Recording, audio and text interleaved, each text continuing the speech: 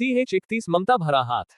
Suryansh call आते ही जल्दी से निकल गया था, जबकि उसके सर में दर्द था और रहीम जी उसके पास बैठी रही थी ताकि उसको देख सके और उसके तपते शरीर के तपन को थोड़ा बहुत कम कर सके। पर सूर्यांश रुका नहीं और न ही उनकी बातें सुना और जल्दी से कमरे से निकल हाईवे पे आकर टैक्सी ली और सिंघानिया मेंशन के लिए निकल लिया था। टैक्सी ड्राइवर उसको तेजी में देखकर खुद भी तेजी से गाड़ी भगाने लगा था, पर तभी बीच रास्ते में किसी के आ जाने से टैक्सी वाले को ब्रेक पे पैर रखना पड़ा और कार घसीटती रही।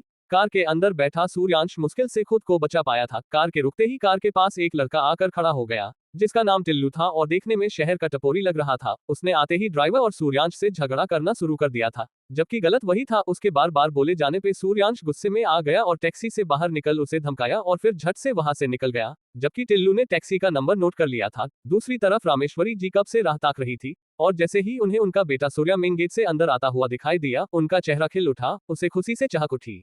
सूर्यांश जैसे ही घर के अंदर दाखिल हुआ, तैसे ही किसी को खुद से लिपटा हुआ पाया। ये रामेश्वरी जी थी, जो उसे देखते ही उसके गले से जा लगी थी। जब सूर्यांश ऐसे अचानक उनके आकर गले लगने से हैरान हो चुका था, उसकी आंखें एक पल के लिए बड़ी हो गई थी, पर तभी उसे समझ आ गया और वह भी जबरदस्ती के मुस्कान लिए रामेश्वरी जी को गले से लगा लिया।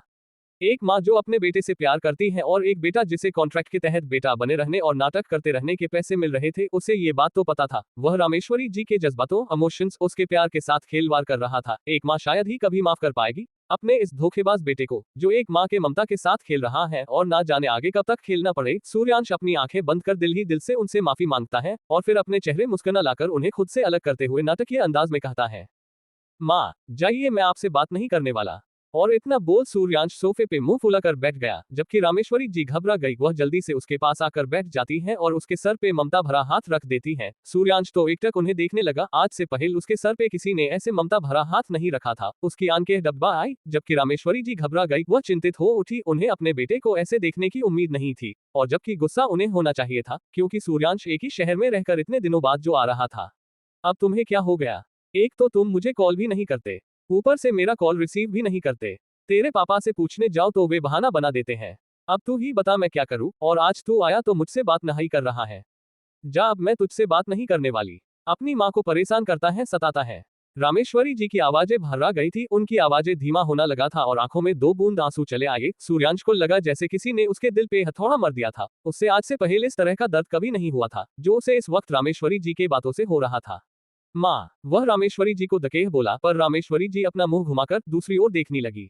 माँ सॉरी, सूर्यांश फिर से बोला और उनके पास नीचे फर्श पे बैठ गया, पर रामेश्वरी जी इस बार भी नहीं बोली। माँ माफ कर दो, अगली बार से मैं ऐसी गलती नहीं करूंगा ना।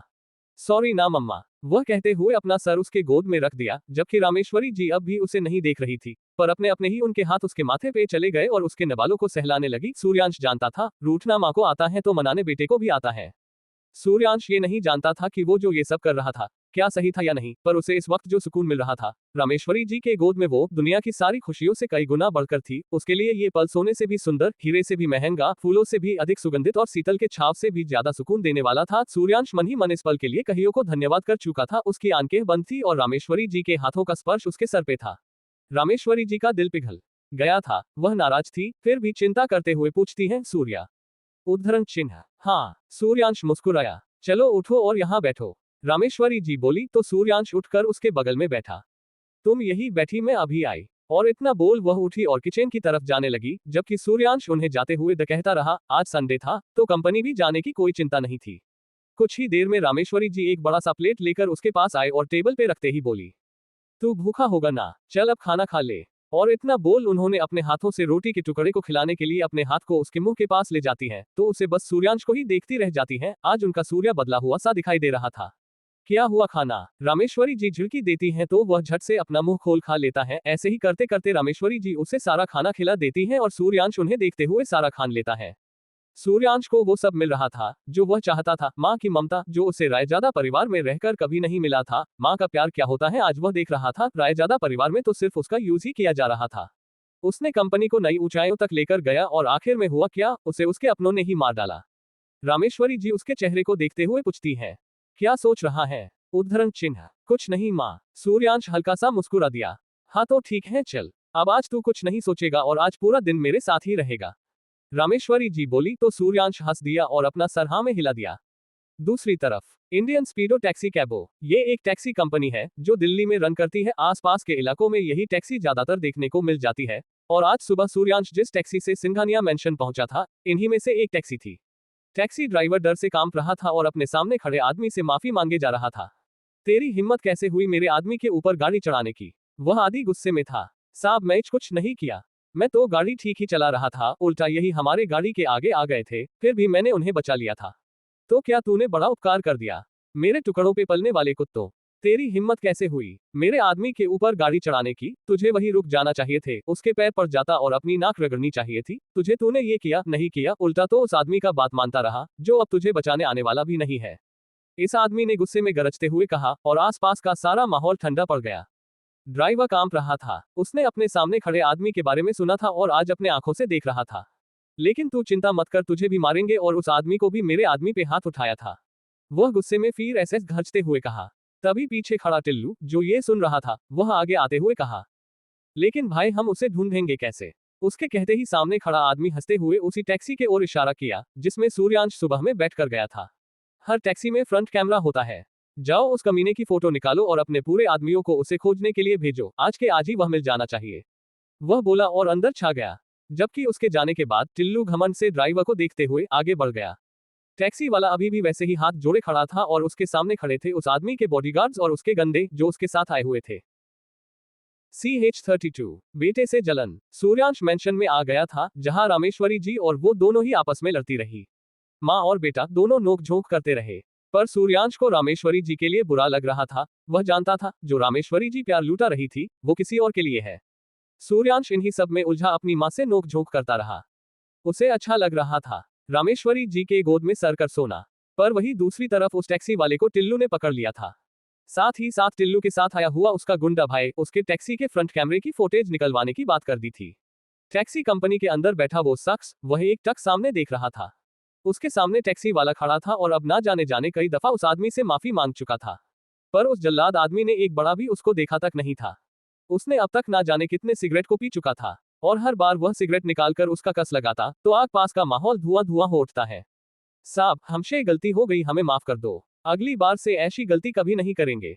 टैक्सी वाला गिड़गिड़ाते हुए कहा। वह कैसे भी करके इस मामले को निपट लेना चाहता था। वह जानता था कि अगर टैक्सी के कैमरे से फोटो इन्होंने निकाल लिया तो बात बढ़ते देर नहीं लगे वाली थी। सामने बैठा आदमी जिसे टैक्सी वाला अच्छे से पहचान रहा था वह कोई और नहीं बल्कि शहर के मेयर का बेटा संतोष था, जिसने कुछ ही दिन पहले सूर्यांश से पंगा लिया था और सूर्यांश उसको और उसके बौने भाई दोनों को धो डाला था। उसी वक्त सूर्यांश पहली बार रफीक भाई से मिला था जिसे जॉन ने उसके हेल्प के लिए भेजा था। आज फिर से सूर्यांश को देख क्या करने वाला था संतोष? इन सब में एक बात कॉमन था, उसका खून खोलने वाला था। अभी तू जरा बैठ, उसे आने दे, उसके बाद तुझे देखता हूँ। तुम सब इतने बड़े हो गए हो, तुम सबकी औकात पल भर में मिट्टी में मिला दूंगा। तुझे, तेरे मालिक को और उस आदमी को जो तुम्हारे कार में बैठा था, सबको एक एक कर देखता हूँ। संतोष गुस्से में बोला तो सामने खड़ा टैक्सी ड्राइवर कांप गया। ड्राइवर गरीब था, टैक्सी चलाकर अपना पेट पालता है, एक वक्त की रोटी भी वह ठीक से खा नहीं पाता था और आज संतोष जो कि मेयर का बेटा है उसे देखकर वह कांप गया था। उसके माथे पे पसीने की बूंदें थी जो संतोष के सामने होने का सबूत था। मेयर का बेटा होने के कारण दिल्ली में उसकी पहुंच ऊपर तक थी और यह बात ड्राइवर अच्छे से जानता था। तभी वहां टिल्लू लगभग दौड़ता हुआ आया और आते ही बोला, भाई टैक्सी के कैमरे का फोटो हमने निकलवा लिया है। और लैपटॉप आगे करते उसके सूर्यांश के चेहरे को जूम कर दिखाता है और गुस्से में कहता है, यही है भाई, इसने ही मुझे मारा था। टिल्लू बोल रहा था पर शायद संतोष सुन नहीं रहा था। उसके दोनों आंखें तो सामने हैरानी से स्क्रीन को ताक रहा था। उसके होश उड़े हुए थे। अचानक ही उसके सामने उसके भाई का रोता हुआ चेहरा आ गया था। उसका भी आज भी रोता रहता है। वो डिप्रेशन में चला गया है जिस कारण डॉक्टर उसे घर पर ही रहने का सलाह दे चुके थे। उस दिन के बाद से उसका भाई आज भी घर से बाहर नहीं निकलता है। उसे हमेशा डर लगता रहता है कि कोई लड़की आएगी और उसे मार डालेगी। संतोष गुस्से में लैपटॉप को उठाकर फेंक देता है और ड्राइवर को देख दांत पीसते हुए कहता है, पहले तो मैं छोड़ भी देता तुझे, पर अब नहीं, अब तो तू गया और यह आदमी भी। वह कहते हुए ड्राइवर के सामने आ गया था तो वह ड्राइवर डर से कांपने लगा था। इसके हाथों के रोए खड़े हो गए थे। संतोष कुछ सोचने लगा और कुछ अपने खास आदमी को कुछ कहा जो उसके बातों को सुनते ही वहां से तेजी से निकल गया। अब देखता जा, वह दौड़ता हुआ आएगा हमारे पास तेरे लिए। और इतना बोलने के बाद वह फिर से वही जा बैठा सोफे पे और गिगरेट मुंह में लगाते हुए बड़े ही घमंड के साथ धुआं छोड़ता हुआ बोला, कुछ पुराना हिसाब है जो अब उसके आने के बाद ही पूरा होगा। उद्धरण चिन्ह। सामने खड़ा ड्राइवर ना ही कुछ सोच पा रहा था और ना ही कुछ समझ पा रहा था, जबकि वह ऐसा ये सब बिल्कुल भी नहीं चाहता था।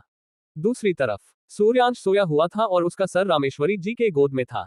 अब तक राम भी आ गए थे और उनके साथ जॉन भी। राम बस घूरे जा रहे थे, अपने सामने सोया सूर्यांश को देखकर उसे जलन सी होने लगी थी। उन्हें अच्छा नहीं लग रहा था कि वह रामेश्वरी के जी के गोद में सोया था, जबकि उन्होंने ऐसा कुछ कॉन्ट्रैक्ट में कहा ही नहीं था। जॉन भी राम के हालत को भाप चुका था, पर शायद सूर्यांश उनके गुस्से से अनजान था। राम कई बार खासकर सूर्यांश को उठाना चाह रहे थे, पर वह सुनकर भी उठ नहीं रहा था। बड़ा सा सोफा जिसपे पैर फैलाकर सोया सूर्यांश आज इंडिया के सबसे बड़े माफिया केबीवी के गोद सर रखकर सोता था। रामेश्वरी जी के पास भी आज का ही वक्त था, तो वे अपने पूरे वीक का प्यार एक ही दिन में लूटा देना चाहती थी। अब फिर से तो उन्हें एक सप्ताह अकेले अपने बेटे के बगैर ही रहना पड़ेगा ना। रामेश्वरी जी इस बारे में कई बार राम से बात कर चुकी थी कि वे अपने साथ ही सूर्या को क्यों नहीं रख सकती है, और हर बार राम का एक ही जवाब आता था, बिल्कुल नहीं, अभी उसे और पढ़ना है। आप घूरना बंद करेंगे मेरे बच्चे को? कब से देख रही हूँ, जब से आए हैं तब से इसे ही घूरे जा रहे हैं। अब मेरे बेटे से आपको इतनी तकलीफ होने लगी है। रामेश्वरी जी कब से राम को सूर्यांश को घूरते हुए देख रही थी, और जब रहा नहीं गया तो उन्हें उनके ऊपर चिल्लाना हो पड़ा। लेकिन रामेश्वरी जी ये सब बात जानबूझकर कह रही थी। रामेश्वरी जी राम एक ऊपर तंज कस रही थी, और राम भी रामेश्वरी जी के कहे हुए शब्दों का मतलब अच्छे से समझ रहे थे। आखिर उन्होंने ही तो ये नियम बना था कि उनका बेटा सिर्फ सप्ताह में एक दिन ही घर आएगा, और वो भी सिर्फ पूरे दिन के लिए। रामेश्वरी जी यही उन्हें सुना रही थी। आपको मुझ पर गुस्सा होने का हक नहीं है, समझी आप? राम उन्हें देखकर बोले, जबकि उनके कहने का मतलब कुछ और था। हाँ, अब यही बाकी रह गया था। अब मैं भला बोल भी नहीं सकती हूँ, और आप मेरे बच्चे को मुझसे अलग कर सकते हैं? आप इतने बुरे हैं। रामेश्वरी जी ये बात रूंधे गले से बोली। रामेश्वरी जी हमेशा से मिलसार रही थी, ज्यादा बोलना और सबसे प्यार करना। उनका स्वीट नेचर और उनका मासूम होना, उनकी मासूमियत देखकर ही राम अपना दिल हार बैठे थे, और उन्हें जबरदस्ती शादी कर ली थी। पहले तो सब ठीक था, पर बाद में रामेश्वरी जी को भी उनसे प्यार हो ही गया। राम अपनी बीवी को हमेशा से गुड़िया की तरह संभाल कर रखे हुए थे। रामेश्वरी जी का गुस्सा होना भी उन्हें गवारा नहीं था। जब उनका बेटा सूर्या पैदा हो रहा था, तब रामेश्वरी जी लेबर पेन से तड़प रही थी। वे जितना दर्द में थी, उससे कहीं ज्यादा राम तड़पे थे, परेशान हुए थे। रामेश्वरी जी को वो चीखें आज भी उन्हें याद है, और उसके बाद जी उन्होंने तक दिया था, अब उन्हें कोई और बच्चा नहीं चाहिए। राम शुरू से ही रामेश्वरी जी के लिए पौसेसावे रहे थे, और आज भी उसका प्यार कब नहीं हुआ है, बल्कि उम्र के साथ बढ़ता ही रहा। शायद यही कारण रहा था सूर्या को फिर से जिंदा करने का। वे कभी उनके आंखों में आंसू नहीं देख सकते थे, और शायद यही प्यार रामेश्वरी जी को उनके बच्चे से दूर रखे हुए था। उन्हें लगता था जैसे सूर्य के बीच में आ जाने से रामेश्वरी जी उन्हें टाइम ही नहीं देंगी, और आज अपने सामने का नजारा देखकर उन्हें अपने बात पर यकीन भी हो गया था। मैंने कहा ना, आपको बोलने का बिल्कुल भी हक नहीं है। आप सिर्फ मेरे तरफ से बोल सकती है, अपने बेटे के तरफ से नहीं। अगर अपने अगली बार से उसकी तरफदारी की तो उसे 1 साल के लिए अब्रॉड भेज दूंगा। राम एक्सप्रेशन लेस चेहरे के साथ बोले, हालांकि उनकी दोनों आंखें अभी भी सूर्यांश को ही घूर रही थी। पर रामेश्वरी जी ये सुनकर कर हैरान हो गई थी। वह जानती थी एक माफिया के अंदर रहम नाम का कुछ होता नहीं है, पर वह ये नहीं जानती थी सामने बैठा शख्स उनसे सामने प्यार करता है। लेकिन अपने ही बेटे को कैसे कोई अपनी माँ से दूर कर सकता था, ये बात किसी माँ को अच्छी नहीं लगेगी, और रामेश्वरी जी को भी अच्छी नहीं लगी। सूर्यांश उठा हुआ था, पर अपनी आंखें बंद किए हुए सब सुन रहा था। रामेश्वरी जी उसके सर को सहलाती है, और राम को देख गुस्से में कहती है, अगर आपने ऐसा कुछ किया तो मैं भी कहीं दूर चली जाऊंगी। रामेश्वरी जी ने जैसे ही ये बात कही, तो राम में दोनों कान खड़े हो गए और आंखों में खून उतर आया। अगर एक बार भी आपके मुंह से ऐसी बात सामने आई तो आप जानती हैं मैं क्या कर सकता हूँ। राम के गुस्से से भरी आवाज हॉल में गूंज गई, और जॉन के साथ रामेश्वरी जी दोनों ही डर से कांप गए। पर वही रामेश्वरी जी के गोद में सर रखकर लेता हुआ सूर्यांश, जिसका दिल दिमाग सब कुछ सुन पड़ चुका था, वह कांप गया और रामेश्वरी जी को कस के पकड़ लिया। पर राम ये देखकर और ज्यादा गुस्से में चले आए। बस बहुत हुआ, ये सुना बोन, रोना धोना, इसे उठाए, वरना आप जानती हैं मैं क्या कर सकता हूँ। राम गुस्से में बोले तो रामेश्वरी जी सूर्यांश को देखने लगी थी। CH33 संतोष नाम है मेरा, कुछ याद आया। एक तरफ जहां सूर्यांश रामेश्वरी जी को अपने लिए अपने ही पति राम से लड़ते हुए देख रही थी, तो वही दूसरी तरफ वो सब हो रहा था जिसके उसे अब तक अंदाजा भी नहीं हुआ था। संतोष आ छुपा था और टैक्सी के फ्रंट कैमरे से फोटो भी निकलवा लिया था, जो कंपनी अपनी टैक्सी में सावधानी और अपनी सुरक्षा के लिए लगाती है। उसके अंदर सूर्यांश का फोटो देख संतोष बौखलाया हुआ था और उसके गुस्से में अपने आदमी से कुछ ऐसा कह दिया था जो सूर्यांश को काफी भारी पड़ने वाला था। तो वह दूसरी तरफ राम ने गुस्से और जलन में आकर सूर्यांश को इंडिया से बाहर भेज देने की बात डाली थी, जिसके बाद रामेश्वरी जी उनसे गुस्से में आकर खिसियाकर अपने बेटे के लिए लड़ पड़ी थी। आपने सुना नहीं, मैंने कहा अभी, जो मैं एक बार बोलता हूँ उसे दोबारा नहीं दोहराता, और आप ये बात अच्छे से जानती है मिस रामेश्वरी। राम ने बिना किसी भाव के अपने दांत पीसते हुए बोले, जबकि रामेश्वरी जी उनके मुंह से अपने नाम को लेते सुनकर सकते में आ गई थी। दरअसल राम रामेश्वरी जी का नाम अपने जुबान पे तभी लाते थे जब वे गुस्से में जो या फिर वे उनसे नाराज हो, और उनकी नाराजगी हमेशा रामेश्वरी जी को झेलनी पड़ती थी। रामेश्वरी जी डरते हुए अपने बेटे का पक्ष अभी भी लेते हुए अटकते हुए बोलने को होती है, मैं इससे आगे कुछ कहती तब तक सूर्यांश अपने गोद से उठ चुका था और सोफे पे ठीक से बैठ एक लंबी जमाई लेकर उन्हें देखता है और फिर बिना किसी भाव के कहता है, माँ आप शांत हो जाए, डैड से मैं बात करता हूँ। अपनी माँ को देखता है, फिर अपने पिता राम सिंघानिया को देखते हुए आगे कहता है, आप मुझे और मेरी मॉम को एक दूसरे से अलग नहीं कर सकते हैं, सिर्फ इसलिए को इससे आपको तकलीफ हो रही है। आप कभी नहीं कर सकते मुझे माँ से अलग, और अगर आपने ऐसा किया तो पेपा आपको याद ही होंगे। सूर्यांश के इन आसान शब्दों में राम के लिए धमकी थी, जिसे वह साफ साफ महसूस कर पा रहे थे। सूर्यांश अपने उन साइन किए हुए कॉन्ट्रैक्ट पेपर के बारे में याद दिला रहा था, जिसे वह चाहे तो कैंसिल भी कर सकता था। जा ये बात अलग थी कि उसे कैंसिल करने से उसे भारी रकम चुकाना पड़ सकता था, फिर भी वह इन एक दिन के मिले माँ के बेशुमार प्यार के आगे थोड़ा जज्बाती हो गया था। राम उसे अपनी एक आंख चढ़ाकर उसे देखते हैं। सूर्यांश आज पहली बार राम के सामने बोल रहा था। सूर्यांश ये बात पहले से जानता था कि राम रामेश्वरी जी के सामने तो उसे कुछ नहीं करने वाले और वह इसी का फायदा उठा रहा था। राम कुछ सोचते हुए कहते हैं, इसका मतलब तुम मुझे धमकी दे रहे हो। राम शांत थे, पर उनके गुस्से को सब समझ पा रहे थे। सूर्यांश लाचार सा शक्ल बनाकर रामेश्वरी जी को देखता है, तभी रामेश्वरी जी राम को देखते हुए सूर्यांश का पक्ष लेकर कहती है, आप कुछ मत बोलिए, समझे आप, मेरा बेटा है और इसका हक है अपनी माँ के पास रहने का। रामेश्वरी जी के बातों को सुनकर राम मन जी मन कहते हैं, यही तो प्रॉब्लम है आपकी, मुझे आपके सामने झुकना पड़ता है, वरना आज मैं इसे धक्के मारकर घर से बाहर निकाल देता या गोली ही मार देता। वे मन ही मन सूर्यांश के बारे में ये सब सोच गुस्से में आ गए थे। सूर्यांश को इन सब से अच्छा लग रहा था, आज पहली बार उसने वो सब देखा था। माँ का प्यार, पिता का गुस्सा, माँ बेटे के लिए लड़ना और पिता का जलन। सूर्यांश को ये सब अच्छा लग रहा था और अब वह कहीं ना कहीं इन सब से जुड़ना चाह रहा था। वह इन्हें अपना अपना मानना चाह रहा था। वह चाहता था कॉन्ट्रैक्ट के बिना ही किसका बेटा बने, जैसे वह हमेशा से चाहता था। रॉकी इन्हीं सब में उलझा हुआ था, या यूं कहे वह इन्हें सब में अब उलझ कर रह जाना चाहता था। इतने के अचानक से उसका फोन रिंग किया और वह हड़बड़ा सा गया। अचानक रिंग के आने से वह चौंक गया था। माँ मैं अभी आता हूँ, इतना बोल वह उठा और अपने फोन को पॉकेट से निकालते हुए साइड में जाने लगा। रामेश्वरी जी बस मुस्कुरा कर रह गई और उसके जाते ही राम के पास आकर बैठ गई और उन्हें समझाने लगी, या यूं कहे उनके नाराजगी को दूर करने लगी। अक्सर राम ऐसे ही करते हुए और फिर रामेश्वरी जी को उन्हें समझाना पड़ता था। इधर सूर्यांश जैसे ही फोन उठाया है, दूसरी तरफ से किसी के हंसने की आवाज आती है। हा, कौन? सूर्यांश सामने से आ रहे हंसी को इग्नोर करते हुए आश्चर्य से पूछा। तभी दूसरी तरफ से आवाज आई, तुम्हारा दुश्मन। और कौन? उद्धरण चिन्ह। कौन दुश्मन? उद्धरण चिन्ह। इतनी जल्दी भूल गए? अच्छा चलो मैं तुम्हें याद दिलाने दिलादा एता है। और वह बोलने के बाद थोड़ा रुकता, फिर तभी अचानक से किस छोटी बच्ची के रोने को आवाज आती है, जिसे सुनते हैं सूर्यांश पैनिक मोड में आ जाता है। डॉली तुम? उद्धरण चिन्ह।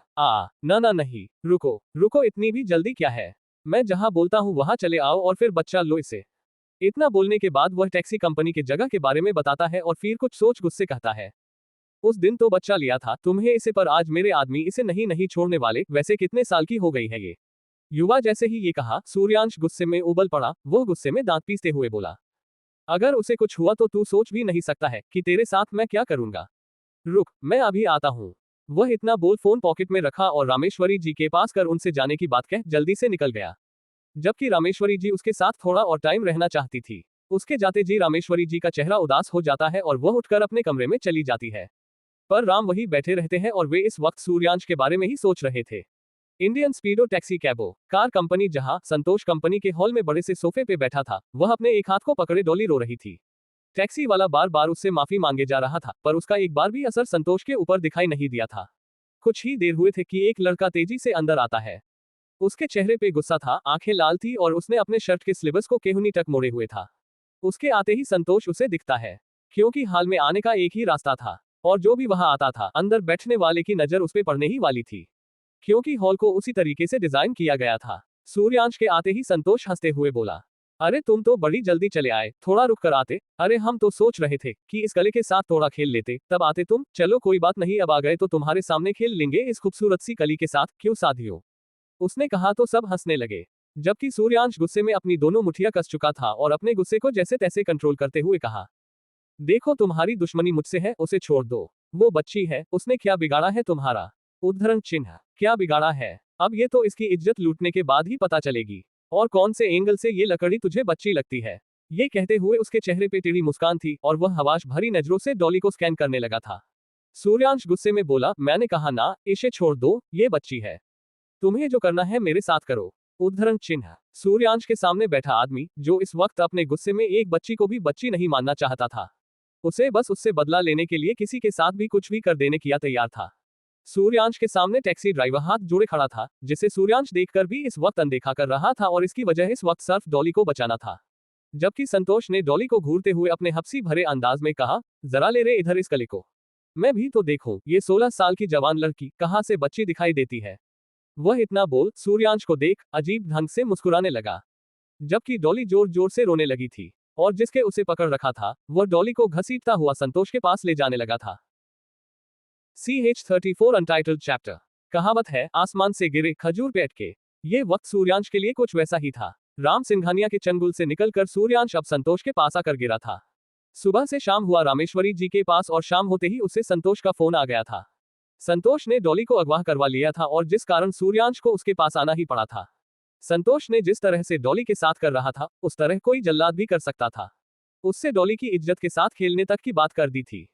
सूर्यांश और ड्राइवर दोनों ही डॉली को छोड़ देने की बात करते रहे, पर उसने एक ना सुना और अपने आदमी को डॉली को अपने पास खींचकर लाने को बोल दिया था।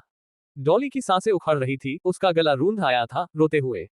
डॉली बच्ची थी, पर संतोष अपने गुस्से और दुश्मनी में एक बच्ची पर भी अपनी गंदी नजर डालने से कूद रोक नहीं पा रहा था। इस वक्त उसके लिए सब कुछ जायज था, जबकि उसके साथ आए उसके आदमी भी एक पल के लिए झिझके थे डॉली के आंखों में आए आंसुओं को देखकर। जिसने डॉली को पकड़ रखा था वह डॉली को उसके बालों से पकड़ लेता है और उसे जबरदस्ती संतोष के पास लेकर आता है। संतोष के चेहरे पे कुटिल मुस्कान था और वह डॉली को अजीब नजरों से घूर रहा था। वह अपना हाथ जैसे ही डॉली के बालों को छूने के लिए आगे बढ़ाता है, तैसे ही सूर्यांश गुस्से में चीख पड़ता है। संतोष! आवाज पूरे हॉल में गूंज उठा, सबके होश उड़ गए थे। अगर तूने उसे छुआ तो तेरे हाथ को उखाड़ डालूंगा। यही और इसी वक्त सूर्यांश ने अपने दाहिने हाथ के मुट्ठी को कस रखा था, जिस वजह से उसके हाथों के नस दिखाई से रहे थे। ये बात अलग थी, एक साल पहले सूर्यांश दुबला पतला था, पर अब ये वाला सूर्यांश हटा कट्टा और मस्कुलर बॉडी वाला है। संतोष को सूर्यांश इस वक्त देखने में कोई सताया हुआ मजलूम लग रहा था, जो चाहकर भी कुछ कर नहीं सकता था, सिर्फ भौंक सकता था। संतोष ने सूर्यांश को देखा और अपना नजर डॉली के ऊपर करते हुए बोला, अभी तो मैंने स्टार्ट भी नहीं किया है। यूज हाथ अब आगे बढ़ने लगे थे और डॉली कांप रही थी। मानना पड़ेगा, भाई हो तो तेरे जैसा कुछ भी हो जाए लड़ने के लिए तैयार रहता है, पर आज इस वक्त तेरे बहन। हाँ। संतोष आगे को शब्दों को अधूरा ही छोड़ दिया और अपने हाथ डॉली के कंधे पे रख दिए। डॉली डर से कांप गई। सूर्यांश गुस्से में आगे बढ़ा, पर तभी उसके सामने 4-5 मुस्टंडे आकर खड़े हो गए थे। हट जाओ। सूर्यांश अपनी जलती हुई लाल आंखों से उन्हें देखा, अगर मरना नहीं चाहते हो तो हट जाओ मेरे सामने से। गुस्से में कहते हुए सूर्यांश आगे बढ़ा कि तभी सामने का नजर देख वह हैरान रह गया। डॉली सोफे पे लेटी हुई थी और संतोष उसे अजीब नजरों से देख रहा था। सूर्यांश कुछ ऐसा होने की उम्मीद नहीं किया था, फिर भी वह पहले से तैयारी कर आया था। जल्दी से वह अपने पॉकेट में हाथ डालता है और उसने में लोहे का पंजा निकाल लेता है और जल्दी से अपने 5 उंगलियां में गुस्सा कर सामने खड़े मुस्तंडों पे टूट पड़ता है। उन्हें कुछ समझ आता तब तक वे सब के सब जमीन पे पड़े हुए थे और सब कराह रहे थे। सूर्यांश पहले से ही अपने साथ लोहे का पंजा लेकर आया था, जो हाथों में अच्छे से फिट हो जाता है और उसके आगे नुकीले धारदार कांटे निकले होते हैं, जिससे अगर किसी इंसान को एक बार भी कस के मार दिया जाए हो वह उठ नहीं पाता। और इस वक्त नीचे पड़े संतोष के आदमियों का हॉल भी कुछ वैसा ही था। उनके चेहरे छिल गए थे। सूर्यांश ने इतनी ताकत से मारा था कि उसके गालों पर का मांस तक दिखे लगा था। वे सब दर्द से तड़प रहे थे। सूर्यांश का पूरा हाथ खून से सन गया था और सामने संतोष डॉली को छोड़कर उसे देखने लगा था। उसने गुस्से में कहा, तेरी तो। और आगे उठा खड़ा हुआ सूर्यांश की तरफ बढ़ने लगा, तूने मेरे आदमियों पे हाथ उठाया, तेरी इतनी हिम्मत हो गई है, अपना औकात भूल गया है फटीचर साला। संतोष कहते हुए अपने जेब से गन भी निकाल लिया था और सूर्यांश के ऊपर गन को तान पाता कि तभी सूर्यांश के सामने एक हट्टा कट्टा लड़का आकर खड़ा हो गया। उसने अपने गले में गमछे को लटकाए हुए था और माथे पे लाल चंदन को उसे प्यो बिहारी बना रहा था। सामने अपनी दोनों आंखें तरेड़े बंटी खड़ा था। का रे संतोष। सामने खड़ा होते ही बंटी आगे बोला, साला तू इतना बड़ा हो गया रे कि तू ही सब करने लगा। संतोष एकदम से अपने सामने बंटी को देखकर रुक गया था। वह बंटी को देखते ही पहचान गया था, क्योंकि दोनों ही गुंडे थे और एक ही एरिया में 2 शेरों का रहना मुश्किल है, और अगर रहेंगे तो उनका आपसी टकराना होता ही रहेगा। बंटी देख, मेरे साथ से हट जा। सूर्यांश सधे हुए आवाज में आगे बोला, ये मेरा मैटर है और इसमें तू ना ही पढ़े तो अच्छा होगा। बेहतर होगा तू यहाँ से चला जा, वरना तुझे भी यही इसी के साथ दफना दूंगा। संतोष सीधे सीधे धमकी दे रहा था बंटी को, लेकिन एक बंटी डर जाए इतना आसान नहीं था। सूर्यांश जब मेंशन से निकला था तभी बंटी के पास कॉल कर दिया था और उससे सारी बात बताकर मदद करने के लिए कहा था। बंटी पहले तो संतोष के नाम को सुनकर थोड़ा चौंका जरूर था, पर बाद में डॉली का सोच उसने हाँ कर दिया था। पर उसे यहाँ आते आते 1 घंटा लग गया था। तो हरी हम। बंटी गुस्से में उसके सामने आते हुए कहा, तू हमको मारेगा? इतना हिम्मत तोरा में कब से आया रे? वह बोल रहा था कि तभी वह सोफे पे रोती हुई डॉली को देख लेता है और उसकी हालत देखकर उसे हद से ज्यादा गुस्सा आ जाता है। तू साला इतना कमीना है कि वो लड़की के साथ ऐसा वैसा कर रहा है। ये भी नहीं देखा कि वो लड़की बीमार है, उसका हाथ टूटा है। और इतना बोल वह सेकंडों में जेब से गन निकाल उसके खोपड़ी पे तान देता है। संतोष चौंक गया और अपने हाथ आगे कर दिए। अब वह समझ गया था कि अगर थोड़ा भी इधर उधर किया तो बंटी ट्रिगर दबाने में थोड़ा भी देर नहीं करने वाला था। बंटी आज तक किसी लड़की को इस तरह से करने को सोच भी नहीं सकता था, और आज अपने सामने एक बच्ची को इस हालत में देखकर वह अंदर जैसे रो पड़ा था। वह गुस्से में ट्रिगर पे उंगली रखते हैं बोला, हमारे बिहार में एगो कहावत है, बिहारियों की पहचान वहां के बहू बेटियों से हुए है। तूने ये अच्छा ना किया, बंटी ने कहा तो संतोष घबरा गया। इधर सूर्यांश डॉली ले पास आ गया था और उसके गले से लगा लिया था। आज दूसरी बार था जब डॉली के ऊपर किसी ने हाथ डाला था। सूर्यांश बौखलाया हुआ था और उसके जैसे तैसे डॉली के आंखों से आंसू पोंछ और उसी ठीक से सोफे पे बैठा दिया था। तू ठीक तो है ना छोटी, सूर्यांश ने जैसे ही कहा तभी भाई कहकर डॉली इसके गले से लग गई और रोने लगी। आसपास कुछ और आदमी थे जो संतोष के साथ आए थे। उनमें से किसी ने भी एक बार भी संतोष को बचाया नहीं या बचाने के बारे में सोच भी नहीं था। संतोष गुस्से में अपने आदमियों को देखता है, तुम सब क्या मेरा मुंह देखने आए हो, बचाओ मुझे और मार डालो इन सबको।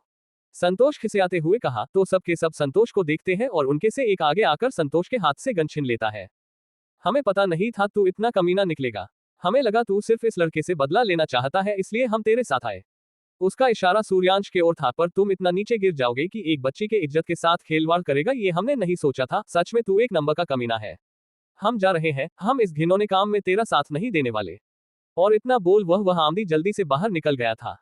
उसके जाते ही उसके साथ आए सब चले गए थे, कोई उसका साथ नहीं देना चाहता था। संतोष गुस्से में उन्हें जाते हुए देखता है, रुक जाओ तुम सब। वह इतना ही बोला था कि तभी सूर्यांश उसे पीछे से पकड़ खींचता है और जमीन पे पटक कर उसका दायां हाथ पकड़ लेता है। डॉली रो रही थी। हालांकि सूर्यांश में उसे बच्चा लिया था, पर डॉली के साथ जो हुआ था शायद उसकी वजह वह खुद भी था। वह गुस्से में संतोष के आंखों में देखते हुए कहा, याद कर मैंने क्या कहा था थोड़ी देर पहले। सूर्यांश गुस्से में देख रहा था और तभी संतोष को उसके कहे हुए बात याद आ जाता है। नहीं तुम ऐसा नहीं कर सकते। संतोष डर गया था, उसके दाहिने हाथ के रोए खड़े हो गए थे। नहीं मैं ऐसा कर सकता हूँ, सूर्यांश गुस्से में बोला और संतोष के हाथ को पूरी ताकत से खींचने लगा। नहीं छोड़ हुका। बंटी आगे बढ़ा, पर तभी एक जोरदार चीख गूंजी और इतने में सूर्यांश ने संतोष के हाथों को कंधे से उखाड़ कर फेंक दिया। सूर्यांश ने कहा, अगर तूने उसे छुआ तो तेरे हाथ को उखाड़ फेंकूंगा।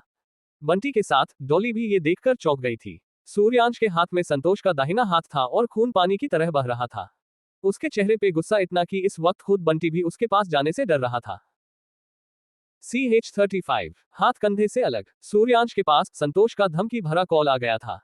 उस वक्त तब सब ठीक था, पर जब जैसे ही उसे वहां डॉली के होने का आभास हुआ तो वह डर और घबराहट के मारे टैक्सी कंपनी में आ गया था। पर वहां उसके आते ही संतोष ने डॉली के साथ छेड़खानी करनी शुरू कर दी, जिस वजह से सूर्यांश गुस्से आ गया था और वह कुछ कर पाता। इतने में वहां बंटी आ गया था और वह मामले को संभालने लगा था। पर फिर भी संतोष नहीं माना और डॉली के साथ जबरदस्ती करने की कोशिश की। इतने में सूर्यांश ने उसे धर दबोचा और उसे वही जमीन पे पटक कर उसके दाहिने हाथ को, जिस हाथ से उसने डॉली को छूने की कोशिश की थी, उसके दाहिने हाथ को उखाड़ कर फेंक दिया था। संतोष चीख पड़ा और दर्द से तड़पते हुए बेहोश हो गया था। सूर्यांश उस वक्त बेहद खतरनाक दिखाई दे रहा था। सूर्यांश के चेहरे पे और पूरे कपड़े पे खून के धब्बे लग चुके थे, छींटे पड़ चुके थे।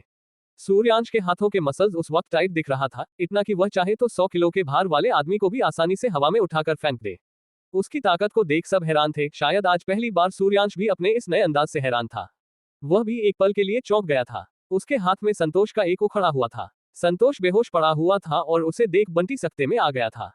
अरे ई का किया रे, तुमको पता है ई मेयर का बेटा है, साला मेयर तो मार ही डालेगा रे। बंटी सामने पड़े संतोष को देखकर घबरा गया था। वह संतोष के पास बैठी घुटने के पल उसके नब्ज की जांच करने लगा और जब उसके संतोष के सांसों का ठहरने का पता चला तो उसकी घबराहट और ज्यादा बढ़ गई थी। संतोष मर चुका था। बंटी ने घबराहट में इधर उधर फोन मिलाने लगा था। वह अब इस मामले को ऐसे ही छोड़कर नहीं जा सकता था। और ऊपर से सीसीटीवी कैमरे का वीडियो जो उन्हें सीधे सीधे सलाखों के पीछे करने में थोड़ी भी देर नहीं करने वाला था। बंटी घबरा गया था क्योंकि पकड़े जाने पर उसका सारा काला काम सामने आ जाने वाला था। सूर्यांश को अब भी होश नहीं था। उसके आंखों में अब भी गुस्सा था जिसे बंटी देख पा रहा था। तो वही थोड़ी दूसरी पे खड़ी डरी सहमी डॉली भी ये सब देखकर कांप रही थी। मर गया साला, कितने दिनों से पोंछ था मेरे सर पे, तेरी हिम्मत कैसे हुई बे मेरी बहन को छूने की, सूर्यांश से बोला और गुस्से में संतोष को एक लात दे मारा और उसी के साथ संतोष उल्टा हो गया था। बंटी ये देख चौंक गया और घबराहट के मारे गुस्से कहा, साला तेरी तो मैं बंटी का पारा एकदम से हाई हो गया था। साला तुमको कुछो समझ में आ रहा है रे? एक दोमेर के बेटा को तुमने मार दिया और ऊपर से मामले को दबाने के बजाय उस पे गुस्सा दिखा रहा है रे। बंटी को कुछ समझ ही नहीं आ रहा था। शहर का मेयर ज्यादा खतरनाक था और यह बात बंटी अच्छे से जानता था। अगर मेयर को पता चला तो सबको मारा डालने वाला था। बंटी इस बात से परेशान हो रहा था और सामने खड़ा इस बात से निश्चिंत था कि उसे बचाने वाले लोग काफी है। जिस इंसान का हाथ उसके सर पे था वह उसका बाप था और उसे कुछ नहीं होने देने वाला था। सूर्यांश ने उसके हाथ को फेंक दिया और डॉली को देखा, बिना किसी भाव के कहा, घर चले। डॉली उसके पास आए और डर के मारे घबराते हुए, हाँ भाई घर चलो, मुझे यहाँ बहुत डर लग रहा है। डॉली बोली तो सूर्यांश उसके सर को प्यार से सहला दिया। पर सामने बंटी गुस्से में खींच गया। अरे तुम कहाँ चला रे? ई लाश यहाँ छोड़ के ऐसे निकल रहा है जैसे लाश नहीं बल्कि आदमी का खिलवाना है। पहले ई के ठिकाने लगाओ, ऊ के बाद कहीं जाना, समझे हम का बोल रहे हैं। जुड़ी में भड़कते हुए बनी सूर्यांश के हाथ को पकड़ लिया था। सूर्यांश उसके हाथ को अपने हाथ पर से हटाकर नॉर्मल टोन में बोला, तुम्हें चिंता करने की कोई बात नहीं, कोई कुछ नहीं करेगा, अब चलो यहाँ से। उद्धरण चिन्ह, पगला गए हो का बे? बंटी अपना माथा मसलने लगा, ई साला तुमको पास नहीं दिख रहा है रे, और ऊपर से तुम त एका हाथे उखाड़ दिए हो बे। तुम बोल रहा है ई चिंता का बात नहीं है, हमरा दिमाग पगला रहा है, कुछो करो बे, नहीं त साला मेवा हम लोग को छोड़ेगा नहीं। बनी पैनिक मोड में आ गया था। मेयर कोई छोटा मोटा आदमी नहीं है, उसकी पकड़ और पहुंच ऊपर तक है, वह छोड़ने वाला नहीं था।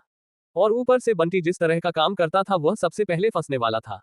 सूर्यांश उसे समझाते हुए कहा, देखो बंटी, कहते हुए उसके आंखों में देख रहा था, देखो बंटी, मेरा विश्वास करो, हमें कुछ नहीं होगा, कल सुबह तक सारा मामला सलट दिया जाएगा, कल सब भूल जाएंगे संतोष को। मेरा विश्वास करो और यहाँ से निकलो। इतना बोलकर सूर्यांश डॉली का हाथ पकड़ा और आगे निकल गया, जबकि बंटी वही खड़ा था। उसे अब भी समझ नहीं आ रहा था कि सूर्यांश ये सब क्यों बोल रहा था और इतना बड़ा मामला कैसे एक ही रात में दब जाने वाला था। बंटी सामने ऊपर देखता है और डर से कांप जाता है। ऊपर उसे कैमरे दिखाई दिया और उसमें लाल बत्ती जल रही थी, जो इस बात का साफ साफ गवाही दे रहा था कि अभी अभी जो कुछ भी हुआ था वह सब रिकॉर्ड हो चुका था। बाहर सूर्यांश रास्ते पे चल रहा था और थोड़ी देर पहले बंटी से किए गए सवालों और जवाबी के बारे में सोच रहा था।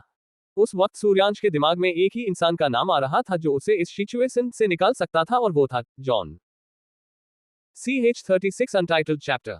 अब जो भी होने वाला था उसकी भरपाई सूर्यांश को महंगी पड़ने वाली थी। भले ही वह जॉन से मदद मांगने की सोच रहा था, पर वही उसे दूसरी तरफ एक डर भी सता रहा था, और वह था राम सिंघानिया का, जो पता नहीं क्या करने वाले थे जब उन्हें पता चलता किसी को उसने जान मार दिया था। सूर्यांश वहां से निकलकर घर आ गया था, जहां डॉली की माँ और पिता दोनों थे। दोनों के आंखों में आंसू थे। उनके सामने ही कुछ गुंडों ने उनकी फूल सी बच्ची को उठा कर गए थे और धमकी भी दी थी कि अगर किसी को बताया तो जान भी मार दिया जाएगा।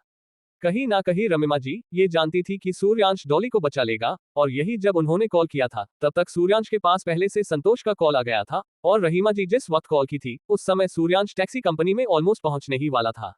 उसने रहीमा जी से डॉली को सही सलामत घर ले आए का वादा कर डाला था, और यही वजह था कि उसने एक माँ के वादे और एक मुंह बोली बहन जी उसके लिए अब खास हो गई थी। उसने संतोष का हाथ कंधे से उखाड़ दिया था। बस सूर्यांश उतना जानता था कि जॉन उसके लिए जरूर उसके पास आएगा और उसकी मदद करेगा, पर सूर्यांश ये भूल रहा था कि जॉन को कोई मदद कदम उठाने से पहले राम सिंघानिया को बताना पड़ता था। राम सिंघानिया सबके बॉस थे और देखा जाए तो सूर्यांश के भी।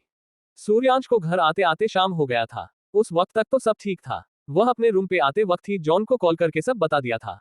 फिर उसके बाद सूर्यांश सीधे अपने रूम पे चला आया था। दूसरी तरफ संतोष का घर, जहां इस वक्त मातम का माहौल छाया हुआ था। राहुल झुनझुनवाला अपने बेटे के मृत शव को देखकर रो पड़ा था। उसके सामने ही उसके बेटे की लाश थी और देख पा रहा था कि कितनी बेरहमी से उसके बेटे को मारा गया था। संतोष के हाथ जिस तरह से कंधे से लगा कर रखा हुआ था वह हैरान था। वह सोच नहीं पा रहा था कि उसका बेटा कितना तड़पा होगा और किस तरह से तड़प कर मरा होगा। जिसने भी किया है उसके बारे में सोचकर राहुल गुस्से में आ गया था। किसने किया ये? राहुल गुस्से में अपने आदमियों को देखते हुए बोला। उसके आदमी डर से कांप गए। बॉस, वो हमें नहीं पता, एक ने डरते हुए कहा और अपना सर झुका लिया। राहुल मेयर था एरिया का, और अगर ऐसे में उसके बेटे को किसी ने मार दिया और वह कुछ नहीं कर पाया था, उसकी बदनामी होने वाली थी, और यह बात राहुल अच्छे से जानता था। कुछ जी दिन पहले की बात था जब उसके छोटे बेटे को हॉस्पिटल में भर्ती कर दिया गया था और वह अभी पे बेड पे ही पड़ा हुआ है। नहीं पता, राहुल बोला और गुस्से में गन निकाल उसके पैर पे गोली चला दिया, और जिसने आदमी ने थोड़ी देर पहले बोला था वह कराहते हुए जमीन पे घुटने के बल बैठ गया। उसे असहनीय दर्द हो रहा था। तभी राहुल उसके कनपटी पे गन रख दिया था। ये मेरी आखिरी वार्निंग होगी। गन सटाए हुए ही सबको देखकर गुस्से में घूरते हुए कहा, आगे बोला, मुझे एक दिन के अंदर मेरे बेटे को मारने वाला मेरे सामने चाहिए, ये मेरा लास्ट वार्निंग है। राहुल इतना कहने के बाद जाकर सोफे पे बैठा और गन टेबल पे रखकर सिगरेट मुंह में लगा, उसे जलाया। उसके बाद एक लंबा कस लगाया और अपने मरे हुए बेटे को देख गुस्से में बिना किसी भाव के बोला, अब मेरा मुंह क्या देख रहे हो तुम सब? निकलो और मेरे बेटे को मारने वाले को ढूंढो, तुम सबके पास लिमिटेड समय है।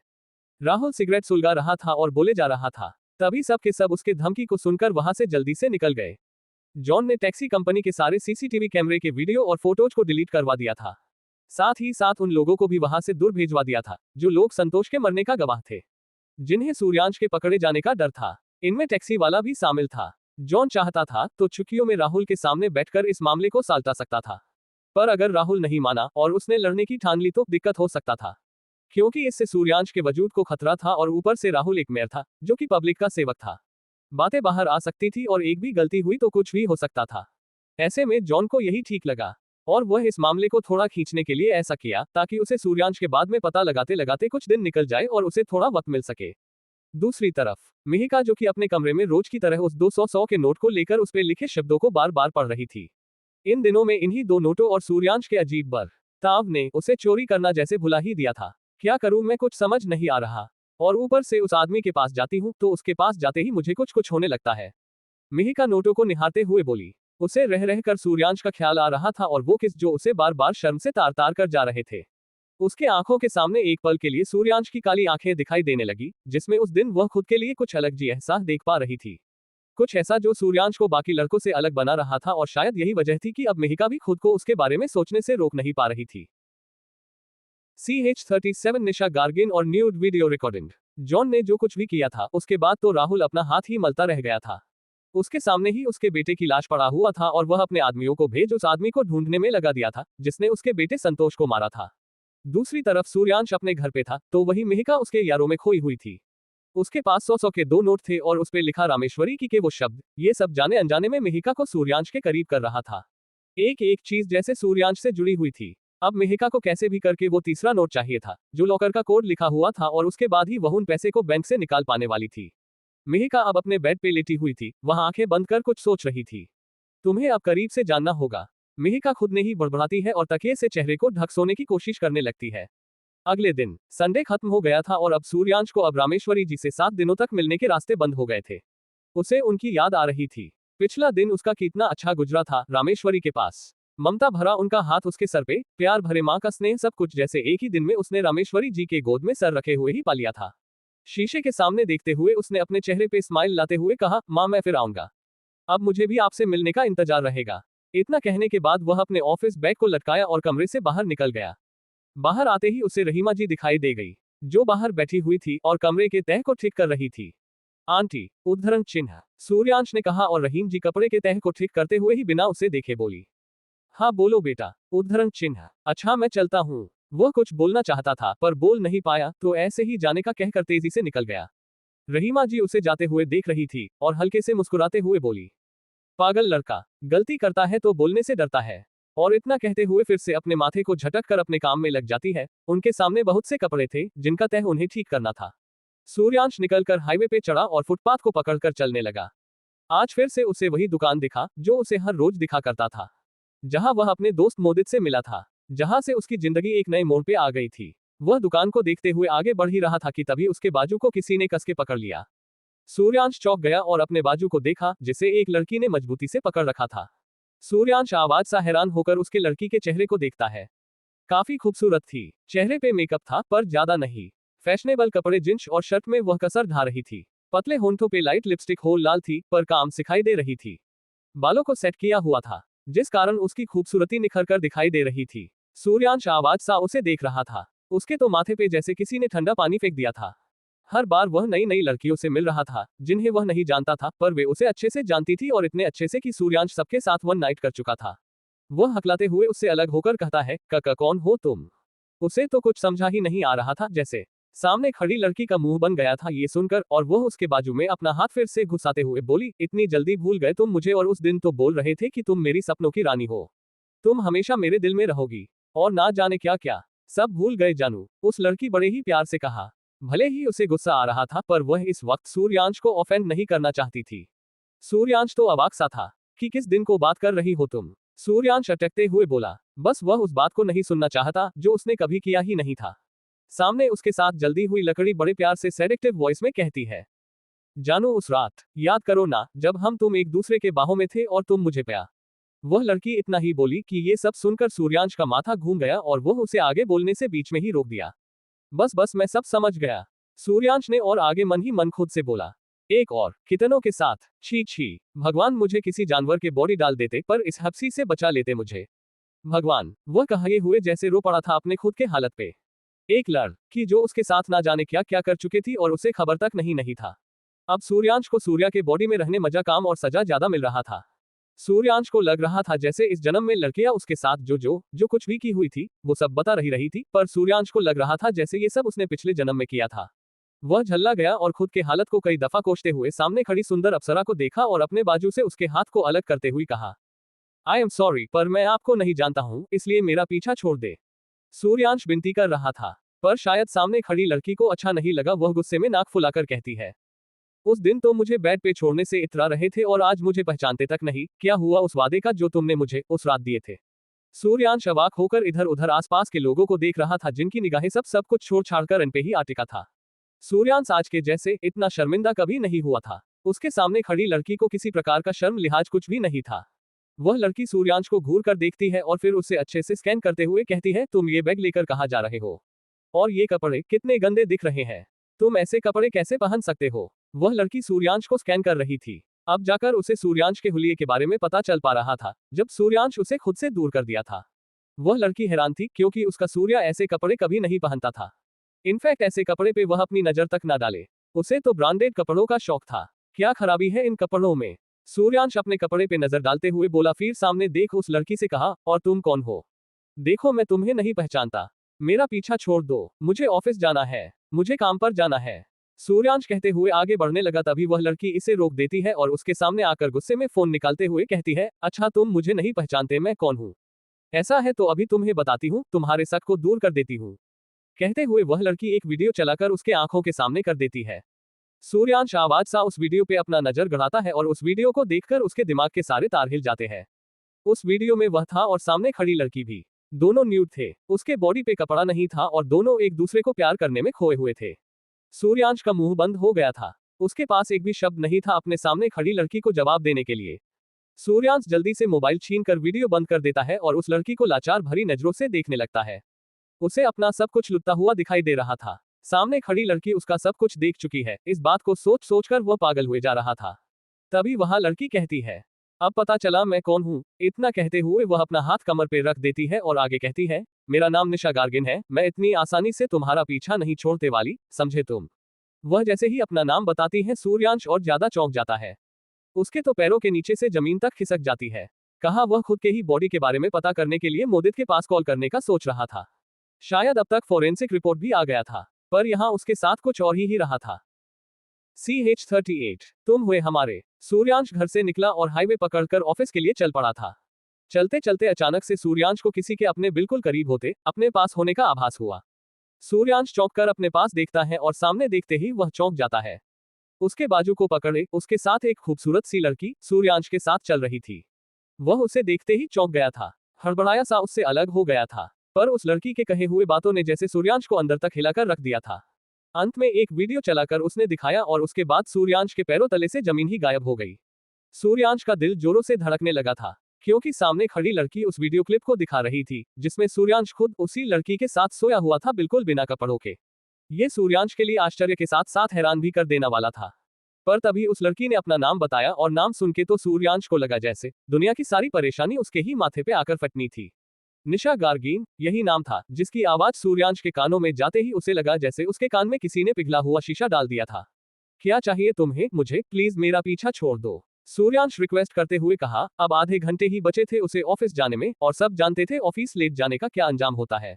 मुझे तुम चाहिए, तुम। इतना कहने और प्रूफ दिखाने के बाद भी निशा सूर्यांश को अपनी तरफ नहीं कर पाई थी।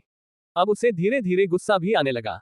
दरअसल निशा सूर्यांश को मना रही थी, जबकि उसे सूर्यांश को नहीं बल्कि सूर्या को मनाना चाहिए था। और अगर सूर्यांश की जगह सूर्या होता तो शायद अब तक दोनों किसी कमरे में होते और दोनों एक के दूसरे में खोए हुए होते। निशा इस बात पे हैरान थी कि सूर्यांश उसे देखने के बड़ा भी उसे इग्नोर कर रहा था, जबकि वह अच्छे से जानती थी सूर्या उसके जिस्म का दीवाना था। क्या मतलब है तुम्हारा? सूर्यांश भौंच का हिकार निशा को देखते हुए पूछता है। उसे अजीब लग रहा था निशा को देखकर, क्योंकि उसे अजीब नजरों से घूर रही थी। आसपास की गाड़ियां एक एक कर गुजरती जा रही थी, गाड़ी की सुइयों की तरफ हॉर्न की आवाजें दोनों को सुनाई दे रही थी। निशा उसके सीने पे उंगली रखकर बड़े प्यार से गोल गोल घुमाते हुए बोली, तुम सब समझते हो ना, तो मुझे परेशान करने का क्या मतलब बनता है तुम्हारा, हब्बी। निशा सेडिक्टिव होकर बोल रही थी। जैसे जैसे उसकी उंगलियां सूर्यांश के सीने पे घूम रहा था, उसके पूरे बदन में सिहरन पैदा होने लगा था। और लास्ट के वर्ड निशा का हब्बी कहना सूर्याश को मानो जैसे किसी दूसरी दुनिया में धकेल रहा था। उसे अजीब सा महसूस होने लगा था, उसके बॉडी में अजीब से हरकतें होने लगी थी। निशा इस देख कातिलाना मुस्कान लिए कहती है, आज भी तुम मुझे भूल नहीं पाए हो और आगे भी मैं तुम्हें भूलने नहीं दूंगी। निशा के आंखों में अलग सा चमक था। जब वह अपनी उंगलियां सूर्यांश के बॉडी पे चला रही थी, तभी वह मन बना चुकी थी आज सूर्यांश को फिर से अपना बनाने का। उसे बस सूर्यांश चाहिए था, उसका सूर्या जो आज सूर्यांश बना हुआ था। जिस फिर से कहती है, चली मैं भी तुम्हारे साथ चलती हूँ, तुम्हारे ऑफिस में मैं वही तुम्हारा वेट कर लूंगी। निशा को सूर्यांश कब से अपने ऑफिस जाने के बारे में बता रहा था। निशा उससे पूछना चाहती थी कि तुम्हें काम करने की क्या जरूरत है, पर दोनों रोड पे थे और उसके पास अभी वक्त था इस बारे में पूछने का।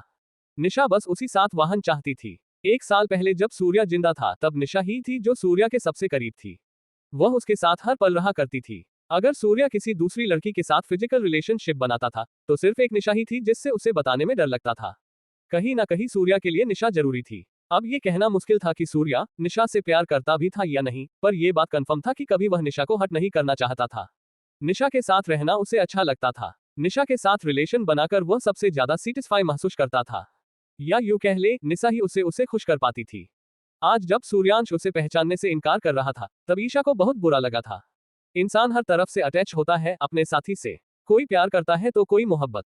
यहाँ निशा और सूर्या का रिश्ता फिजिकल से हटकर अच्छी दोस्ती तक चला आया था, और इस बात में कोई दुराई नहीं थी कि अगर कुछ दिन और साथ रहते थी उन्हें एक दूसरे से प्यार भी ही जाता। पर आज जो सूर्या निशा के सामने खड़ा था, उसकी आंखों में कोई और बस चुकी थी।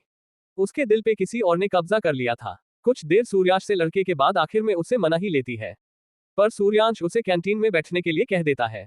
वह इस बात की भी बता देता है कि उसे बाहर आने में शाम ही जाने वाला था, पर इस बात से भी निशा को कोई प्रॉब्लम नहीं था। निशा बस उसके साथ रहना चाहती थी। निशा को एकटक देख रहा सूर्यांश अपने ख्यालों में खोया हुआ था। निशा उसे किसी भी एंगल से गलत नजर नहीं आ रही थी। निशा बस हक मांग रही थी सूर्या से, जो कि सूर्या नहीं सूर्यांश सुन रहा था। निशा खूबसूरत थी, उसके पहनावे अच्छे थे और बातें अच्छी करती थी। निशा को देख कहीं ना कहीं सूर्यांश का दिल भी उससे बातें करने का ही रहा था, जबकि उसके आंखों के सामने एक और चेहरा था, और वह इन दोनों चेहरे के बीच में उलझा हुआ था। इस वक्त सूर्यांश खुद नहीं समझ पा रहा था कि उसका दिमाग सूर्या के बॉडी पे हावी हो रहा था, या सूर्या का बॉडी उसके दिमाग को अपने कब्जे में ले रहा था। आखिर निशा थी ही इतनी खूबसूरत। CH39, तुम यहाँ क्या कर रही हो? सूर्यांश निशा को समझा नहीं पाया था। हालांकि इन दिनों में सूर्यांश इस बात को तो मान लिया था कि अब निशा जैसी ना जाने कितनी लड़कियां उसके पास आने वाली थी, या यूं कहे वह ऐसी लड़कियों से मिलने वाला था। निशा ने उसके साथ उसके ऑफिस जाने की जिद कर डाली थी और सूर्यांश उसे मना भी नहीं कर पाया था। दोनों एक साथ ऑफिस के लिए निकल गए थे, पर सूर्यांश उसे पहले ही बता दिया था कि वह कैंटीन में रहेगी, वरना वह उससे बात नहीं करने वाला था। निशा खूबसूरत थी, पर उससे बड़ी प्रबल उसका सरनेम था। निशा मान तो गई थी ऑफिस के कैंटीन में आने के लिए, पर वह इस बात से अनजान थी कि सूर्यांश काम कहा करता था। निशा गार्गिन के बारे में सूर्यांश कई बार डिंपल के मुंह से उसका जिक्र सुन चुका था। निशा गार्गिन और कोई नहीं बल्कि डिंपल की ममेरी बहन है। उसके डैड राघवन गार्गिन जो की प्रॉपर्टी डीलर है, और डिंपल मामा भी। निशा इस बात से अनजान थी कि सूर्यांश कहाँ काम करता है, और इन सबसे जरूरी बात यह है कि डिंपल निशा से नफरत करती है। डिंपल को लगता है निशा उससे कहीं ज्यादा सुंदर है, और यही वजह है कि वह कभी सूर्यांश के पास या धवित के पास निशा को आने ही नहीं दिया था, जबकि आज निशा खुद ब खुद सूर्यांश के पास खींची चली आई थी। सूर्यांश कैसे भी करके दोनों को एक दूसरे के पास नहीं आने देना चाहता था। वह कई बार निशा के बारे में डिंपल के मुंह से उसकी बुराई सुन चुका था। अब निशा की खूबसूरती को देखकर उसे पूरा यकीन हो गया था। निशा कभी डिंपल से नफरत नहीं करती थी, वह खुले दिल की लड़की थी। यहाँ तक कि उसके पिता राघवन भी खुले दिले के आदमी थे, उन्हें अपने काम से मतलब होता था, और इससे आगे बढ़कर उन्होंने कभी किसी के फटे में तंग नहीं अड़ाया था। सूर्यांश जैसे ही ऑफिस आने वाला था, तभी वह ऑफिस में ना जाकर सीधे कैंटीन की तरफ जाने लगा, जबकि निशा धवित एंटरप्राइजेस का बोर्ड देख चुकी थी, और निशा ये भी जानती थी कि इस जगह पे आसपास के इलाके में सिर्फ एक ही कंपनी है, और वह धवित का है, जहां डिंपले भी रहती है। दोनों कैंटीन में आए और वहां सूर्यांश निशा को रुकने का बोल वहां से जाने लगा, तभी उसे निशा रोक देती है और कुछ सोचते हुए पूछती है, क्या तुम यही इस कंपनी में काम करते हो? सूर्यांश अच्छे से जानता था निशा उससे क्या पूछ रही थी। हाँ, मैं यही काम करता हूँ। अब चलो तुम बैठो या फिर घर चली जाओ। वैसे भी यहाँ मेरे लिए 7-8 घंटे इंतजार करके तुम बोर हो जाओगी, इससे तो अच्छा है तुम घर चली जाओ। सूर्यांश समझते हुए बोला, तभी निशा कहती है, नहीं नहीं, मैं नहीं जाऊंगी। अगर मैं गई तो तुम फिर नहीं मिलोगे मुझे। मैं यही तुम्हारा इंतजार करती हूँ, तुम जाओ और जल्दी आना। सूर्यांश निशा की बातें सुनकर दांग था। वह समझ नहीं पा रहा था कि ये किस तरह प्यार है जिसके लिए निशा सुबह से शाम तक उसका वेट करने के लिए तैयार थी। निशा और भी बहुत सारे सवाल करना चाहती थी कि आखिर तुम्हें यहाँ काम करने की क्या जरूरत है, जबकि तुम अमीर हो, तुम ऐसे कपड़े में क्यों हो? आखिर तुम्हें क्या जरूरत आन पड़ी कि तुम ऐसे काम करने लगे? तुम पिछले 1 साल से कहाँ थे, और इन सबसे ज्यादा जरूरी कि क्या तुम्हें मेरी याद नहीं आई? ये सारे सवाल निशा के दिमाग में बवंडर की तरफ तूफान मचाए ही थे, पर इस वक्त सूर्यांश के पास वक्त नहीं था। यही सब सोचा निशा उसके साथ थी, और वह जहां तक सूर्या को जानती थी वह भी उससे प्यार करता था। सूर्यांश कुछ समझ तो नहीं पा रहा था, क्योंकि उसके पास सिर्फ सूर्या का बॉडी था। अगर दिमाग भी होता और उस पर कंट्रोल भी होता तो शायद सूर्यांश पता लगा लेता कि इस वक्त निशा उसके पीछे क्यों पड़ी है और वह चाहती क्या है। सूर्यांश लेट नहीं होना चाहता था, और इसी वजह से वह जल्दी से कंपनी में अपन केबिन में चला आया था, जहां शिवा कब से उसका वेट कर रहा था। सूर्यांश को केबिन में घुसता देख शिवा परेशानी भरे लहजे में बोला, कहा था इतनी देर कहाँ कहाँ लगा दिया तूने? चल जल्दी आ और काम कर, आज प्रोजेक्ट को फाइनल टचअप देना है, नहीं थी सर हमें जिंदा ही मार डालेंगे। धवित के चेहरे पे घबराहट और परेशानी देख अपने डेस्क पे बैठते हुए पूछता है, लेकिन प्रोजेक्ट कल देना था ना, कुछ हुआ है क्या? सूर्यांश बैठ गया और अपना बैग रखते हुए उसमें से कुछ जरूरी के कागज निकालता है, जिसे वह अपने साथ घर ले गया था। शिव उसे देख घबराए हुए उसके सवालों का जवाब देता है, हाँ कल देना था, पर धवित सर आज बहुत गुस्से में है और सबको बोलकर गए हैं अगर आज प्रोजेक्ट फाइनल नहीं हुआ तो हमें कंपनी से निकाल देंगे। सूर्यांश ये सुन रहा था और सोच रहा था आखिर हुआ है जो धवित इतना गुस्से में है। दरअसल माथुर ने उस रात जिस बॉडी को कलेक्ट किया था, जिस बॉडी को वह सूर्यांश का बॉडी बता रहा था, वह किसी और बॉडी निकला था। फोरेंसिक लैब में उस बॉडी को किसी और का बॉडी बता दिया गया था, और रिपोर्ट भी यही बता रहा था। उस दिन धवित ने पूछा भी माथुर से कि तुम्हें पूरा यकीन है कि यह सूर्यांश का ही बॉडी है? तब माथुर ने पूरे विश्वास के साथ उस बॉडी को सूर्यांश का बॉडी बताया था, पर आज रिपोर्ट कुछ और कह रहा था, और रिपोर्ट देखने के बाद धवित पूरे गुस्से में आ गया था। अब वह इस बात को मान चुका था कि हो ना हो सूर्यांश अभी जिंदा है। धवित के सुबह से होश उड़े हुए थे। वह जानता था अगर ऐसा हुआ और सूर्यांश लौट कर आया तो उसका ये सब कुछ जिसे उसने इन 1 सालों में बनाया था, सूर्यांश को धोखे से मारकर सूर्यांश से उसका सब कुछ छीन लिया था, उसके आते ही उसका हो जाने वाला तय। क्योंकि सूर्यांश आते ही इस बात का खुलासा कर देता कि उसे मारने वाला और कोई नहीं बल्कि खुद वही था, और ऐसे में सारे इन्वेस्टर्स और शेयर होल्डर्स सब सूर्यांश के सपोर्ट में आ जाने वाले थे। फिर उसके बाद धवित को जेल भी जाना पड़ सकता था। सूर्यांश केबिन में बैठा हुआ था, और इन कुछ क्षणों में शिवा ने उसे धवित का गुस्सा होना और आज सबको दंत लगाना सब कुछ बता दिया था। पर सूर्यांश अभी भी सोच में था धवित के गुस्से में होने का कारण, पर उसे इस वक्त कुछ भी समझ नहीं आ रहा था। समय बीतता जा रहा था, और इन बीते कुछ पलों में सूर्यांश कई बार निशा के बारे में सोच चुका था। न जाने क्यों पर उसे निशा की चिंता हो रही थी। सूर्यम रह रहकर बार बार तमे ही देखे जा रहा था। उसे बस लंच ब्रेक मिलने का इंतजार था, और वह जाकर किसी तरह निशा को समझकर उसे उसके घर भेज देना चाहता था, पर शायद भगवान कुछ और चाहते थे। सूर्या कौन है? एक आदमी केबिन में आते ही पूछता है। वह शायद कंपनी का कर्मचारी था। मैं हूं सूर्या जी, कहिए क्या बात है? सूर्यांश कर्मचारी के सवालों का जवाब देते ही कहा, और पीछे मुड़कर उसे देखने लगा। ओह तो तुम हो? कर्मचारी उसे एक बार ऊपर से नीचे तक देखा, फिर आगे कहा, चलो लेडी बॉस तुम्हें बुला रही है, और इतना कहकर वह वहां से चलो गया। जबकि उसके जाते ही उस केबिन में बैठे सब के सब सूर्यांश को घूरने लगे थे, क्योंकि आज तक किसी को भी डिंपल ने नहीं बुलाया था, और वो भी अपने केबिन में। शिवा भी उसे देखा रहा था, और उसके चेहरे पे शैतानी स्माइल थी, जैसे दके सूर्यांश उसे डांटते हुए कहत है, अपने दिमाग के घोड़े को दौड़ना बंद कर, ज्यादा आगे जाने की जरूरत नहीं। उसने काम बुलाया होगा समझा। और इतना कहे के बाद सूर्यांश झल्लाया सा शक्ल सब बनाकर केबिन से निकल गया और सीधे डिंपल के केबिन की तरफ बढ़ गया था। दूसरी तरफ डिंपल गुस्से में लग रही थी। उसके सामने ही एक लड़की अपने सर को नीचे किए हुए खड़ी थी। वह लड़की अपने दोनों होंठी को घबराहट में आपस में मसाल रही थी। सूर्यांश ऑफिस के गेट पर नॉक करता है तो अंदर से डिंपल की गुस्से भरी आवाज आती है, कमन। सूर्यांश ऑफिस के अंदर दाखिल होता है। इस वक्त तक उससे चेहरे में सिर्फ झुंझलाहट थी, पर अंदर आते ही और अपने सामने खड़ी लड़की को देख हैरान हो जाता है। वह अवाक सा अपने सामने सर नीचे किए हुए खड़ी लड़की को एकटक अपनी बड़ी बड़ी आंखों से देखने लगा था। उसे जो होने की डर था वह हो गया था। CH40 फटीचर का फजीहत। सूर्यांश घर निकलकर निशा के पास आकर अटक गया था। वह निशा को मना नहीं कर पाया था और उससे निशा को अपने साथ ऑफिस लेकर आना पड़ा था। हालांकि वह पहले से ही जान गया था। जब निशा ने अपना नाम बताई थी तभी वह समझ गया था कि यही लड़की है जो डिंपल की ममेरी बहन है, और यही लड़की है जिससे डिंपल बेहद नफरत करती है। वह इस बात से थोड़ा डर रहा था कि अगर दोनों टकराते हैं तो इसका असर उसके जॉब पे भी पड़ सकता था, और हो ना हो डिंपल सूर्यांश को कंपनी से बाहर निकाल फेंकने वाली थी। जबकि सूर्यांश ऐसा बिल्कुल भी नहीं चाहता था। एक तरफ तो इन सब में उलझा सूर्यश डिंपल के केबिन में उसके बुलावे पे चला आया था, तो वह दूसरी तरफ धवित गुस्से में आग बबूला हुए पड़ा था। वह सुबह से अब तक ना जाने कितने कंपनी एम्प्लॉयज को धमका डरा चुका था। जिस वजह से कंपनी में सब डरे हुए थे। धवित का गुस्सा जितना माथुर के ऊपर था, उससे कहीं ज्यादा वह गुस्से में उबल हुआ था। ये जान के को उसने 1 साल पहले जिस लाश को जमीन में गाड़ दिया था, वह सूर्यांश का है ही नहीं, और इसी के बारे में सोच सोच कर धवित पागल हुए जा रहा था। और उधर डिंपल के केबिन में अपने सामने निशा को देखकर सूर्यांश चौंक गया था। निशा सर झुकाए हुए ही अपनी एक आंख ऊपर उठाकर सूर्यांश को देखती है, और जैसे ही वह देखती है कि सूर्यांश उसे ही देख रहा है, तो वह झट से अपनी आंखें नीचे कर लेती है। उस वक्त निशा किसी बच्ची की तरह लग रही थी, और उसके बगल में खड़ी डिंपल उसे देख गुस्से में उबल रही थी। अगर तुम दोनों का नैन मटका हो गया तो अपनी इस बेहूदगी का वजह बताओगी, निशा? डिंपल देख रही थी निशा को कि वह किस तरफ अपनी चोर निगाहों से सूर्यांश को देख रही थी, और वह देखते हुए मुस्कुरा भी रही थी, जिस वजह से डिंपल को गुस्सा आ रहा था। एक तो निशा से वह पहले ही नफरत करती थी, और पहले ही दिन सूर्यांश से टकराने की वजह से उससे भी नफरत करने लगी थी। डिंपल उस दिन भी सूर्यांश के हैंडसम चेहरे को देख रही थी, और आज भी। पर सूर्यांश के कपड़े डिंपल के मन में घिन लाने के लिए काफी थे। वह सूर्यांश को एक फटीचर समझ रही थी, पर आज उसने अपनी ही बहन को, जो कि उससे काफी खूबसूरत है, एक हैंडसम लड़के के करीब होता देख अंदर तक जल भुन गई थी। भले ही सूर्यांश यानी सूर्या इस वक्त अच्छे कपड़े, अच्छे लाइफस्टाइल में नहीं था, पर उसका हैंडसमनेस धवित से कही जाता था, जिस कारण डिंपल निशा से और ज्यादा नफरत करने लगी थी। वह कभी भी निशा को खुद से बेहतर मिलता नहीं दिल सकती थी। एक तरह से कहे तो ये डिंपल के मुंह पे निशा का मारा हुआ वो साइलेंट तमाचा था, जिसमें निशा ने अपनी बहन को हर तरह से धूल चटा दिया था।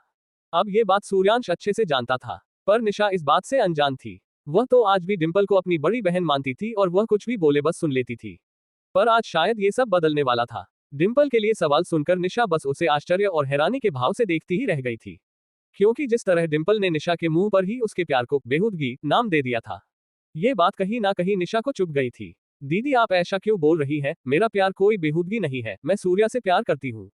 अपनी बड़ी बड़ी हैरान आंखों से देखती हुए निशा डिंपल से बोली। तभी डिंपल सूर्यांश को देख उसका मजाक उड़ाते हुए बोली, बेहूदगी नहीं तो और क्या बोली, ये कहाँ से तुम्हारे प्यार के लायक दिख रहा है? फटीचर है, चंद पैसों के लिए मेरी कंपनी में धूल चाटता है, और तुम इस फटीचर से प्यार करती है? उसे तो कोई देखे तक नहीं, सेमलेस। इतना कहने के बाद डिंपल निशा को देखती है, जो गुस्से में अपनी मिट्टियां खींच चुकी थी। और इधर सूर्यांश भी, पर वह इस वक्त खुद को शांत रहना चाहता था। उसे बस एक्ट का इंतजार था। उसके बाद तो पैर किसके और नाक किसका, ये सब पूरा दुनिया दिखने वाला था। क्या क्या देख रही है गुस्से में मुझे? हाँ तुम अमीर हो निशा, और तुम्हें दिखाई नहीं देता, या फटीचर तुम्हें तुम्हारे पैसों के लिए साथ है, ये तुम्हारी पैसों के पीछे पड़ा हुआ है। अच्छे से जानती हूँ मैं ऐसे लोगों को। अपने दिमाग को ठीक करो निशा, और सोचो इस बात को कि यह तुम्हारे साथ क्यों है। डिंपल गुस्से में बोले जा रही थी, मानो जैसे वह अपने पिछले जन्मों का हिसाब चुकता कर रही हो। सूर्यांश अपने सामने उस लड़की को देख रहा था, जिसने वह कभी प्यार भी करता था, और आज उसे अपने इस चॉइस पे गुस्सा, घिन, नफरत और ना जाने क्या क्या होने लगा था। निशा, जो कि अपनी बहन की बकवास सुन रही थी, वह अवाक थी। उसे कुछ समझ ही नहीं आ रहा था कि क्या हो रहा था उसके साथ। वह अच्छे से जानती थी, जिस दिन वह सूर्या से मिली थी, उस दिन सूर्या उससे कहीं ज्यादा पैसे वाला अमीर लड़का था, और निशा वैसी लड़की थी ही नहीं जो किसी के कहने पे पीछे हटे, या किसी के कहने पे अपने प्यार को छोड़ दे। पर आज के दौर में दिल जाए तो डिंपल सच ही कह रही थी। लॉन्ड्री वाले के यहाँ से लिया उधार कपड़ा, हल्के रंग के बेदरंगी जुटा, जो कई साल पुराना दिखाई दे रहा था, और कुछ चंद पैसों के लिए धवित के यहाँ नौकरी करना, ये सब डिंपल के कहे शब्दों पे सच्चाई का मुहर लगा रहे थे। दीदी आप ऐसे क्यों बोल रही है? मैं इससे प्यार करती हूँ, और अगर आपको मुझसे दिक्कत है तो मैं चली जाती हूँ ना। कहते हुए निशा के आंखों में आंसू आ गए थे। इसे सूर्यांश देख रहा था, उसे गुस्सा आ रहा था। अगर उस बस चलता तो इसी वक्त वह डिंपल के खोपड़ी में हजारों गोलियां धाए धाए करके गुस्सा देता। वह डिंपल को मारने से पहले एक सेकंड भी नहीं सोचता है, पर वह मजबूर था। फिर भी वह निशा की आंखों में आंसू नहीं देखना चाहता था, और वह आंसू उसी के वजह से आए, ये तो बिल्कुल भी नहीं। वह डिंपल को देखता है और नॉर्मल टोन में माफी मांगने के लिहाज से कहता है, माम आई एम सॉरी, मुझे पता नहीं था कि यह आपकी बहन है, वरना मैं इसके कांटेक्ट में कभी नहीं आता और ना ही कभी इनसे प्यार करता है। कहते हुए सूर्यांश के दिल में मिहिका की तस्वीर झलक आई, जिसमें वह मिहिका की काली झील सी आंखें और उसके पतले होठ देख पा रहा था, जिसे कभी उसके चूमा था। और तभी उसके दिमाग में निशा का दिखाया हुआ वो वीडियो, जिसमें दोनों अपनी मर्जी से फिजिकल ही रहे थे। सूर्यांश दोनों के बीच में फंस गया था। वह मिहिका को अपना दिल दे चौक था। तो निशा उससे प्यार करती है, और उसे छोड़ने के लिए नहीं बल्कि अपनाने के लिए अपनी बहन से लड़ रही है। वह समझ नहीं पा रहा था कि वह क्या करे। वह निशा के प्यार को एक्सेप्ट भी नहीं करना चाहता था, लेकिन उसे छोड़कर जाना भी नहीं चाहता था। वह अच्छे से जानता था उसके जाने के बाद निशा टूट जाएगी। अब कहीं ना कहीं सूर्यांश को सूर्या से नफरत होने लगा था। वह सूर्या के इस गंदे खेल में फंस गया था, जिसमें ना जाने सूर्या ने क्या क्या किया था और अभी क्या क्या उसे देखना बाकी था। पता नहीं निशा जैसी कितनी लड़कियों को सूर्या ने अपने हवस का शिकार बनाया होगा। सूर्या किस लेवल का घटिया इंसान था अब वह देख पा रहा था। पर क्या ये सच भी था? क्या सूर्या सच में इतना गिरा हुआ था? तो सूर्यांश रामेश्वरी जी के बारे में सोचने लगा था, जो अपने बेटे को कितना सभ्य और संस्कारी मानती थी। यहाँ तो सब उक्त था और अब सूर्या के लफड़े को सूर्यांश किसी तरह समेट रहा था, या यूं कहे इस बॉडी में आने के बाद खुद को आगे किसी लफड़े में नहीं फंसाना चाहता था। डिम्पल, जो कि कब से सूर्यांश के कहे हुए बातों के बारे में सोच रही थी, वह एकदम से अचानक ही बोल पड़ी, अच्छा अगर ऐसा है तो तुम इसी वक्त इससे दूर हो जाओ और उससे ब्रेकअप कर लो। डिम्पल ने ये बात गुस्से में आकर सब कुछ सोच समझकर बोली थी। वह कैसे भी करके निशा को उससे अलग करना चाहती थी। यह मौका सूर्यांश के लिए भी अच्छा था, पर पता नहीं क्यों उसे निशा के आंसू बार बार उसके दिल पे चोट कर रहे थे, उसे दर्द दे रहे थे। शायद वह गिल्टी फील कर रहा था, क्योंकि कहीं ना कहीं वह इस बॉडी में आने के बाद सूर्या भी बन गया था और निशा सूर्या से ही तो प्यार करती है। ऐसे में मुंह पे बोलकर वह निशा को चोट नहीं पहुंचाना चाहता था। निशा एक अच्छी लड़की थी, पर सूर्या उसमें इंटरेस्टेड होगा, सूर्यांश नहीं। उसे तो कोई और पसंद है, लेकिन इस वक्त सूर्या और सूर्यांश दोनों एक ही थे दुनिया की नजर में। अब आगे क्या होने वाला है? क्या लगता है, सूर्यांश निशा को अपनानेगा या डिम्पल के कहने पे उसे छोड़कर चला जाएगा? आज के लिए बस इतना ही दोस्तों। रिबॉर्न ऑफ मनी माफिया की इस रोमांचक कहानी के लिए और जानना चाहते हैं तो अगले पार्ट का इंतजार कीजिए। पसंद आए हो तो लाइक, सब्सक्राइब, शेयर करें। कोई गलती लगे तो कमेंट में बताएं, इससे हमें बेहतर कंटेंट बनाने की प्रेरणा मिलती है। धन्यवाद।